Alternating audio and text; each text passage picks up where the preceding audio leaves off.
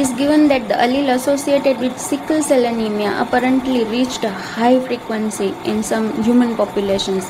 That is due to random mating or else superfitness of heterozygotes in area where malaria was present, or else migration of individual with allele into other populations, and or else a high mutation rate at that specific gene.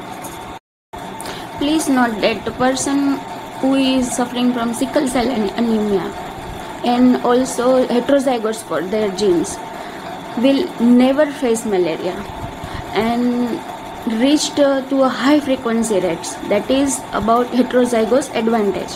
So the person who is suffering from sickle cell anemia, having a sickle cell RBCs, and sickle cell RBC where plasmodium vector means female Anopheles will not replicated well and complete their life cycle. So the person who is suffering from sickle cell anemia will never face a malaria, because plasmodium parasites will never enter to a sickle cell RBCs, because here the reason is shape of RBC. So sickle cell RBC having RBC person will normal due to their heterozygote advantage.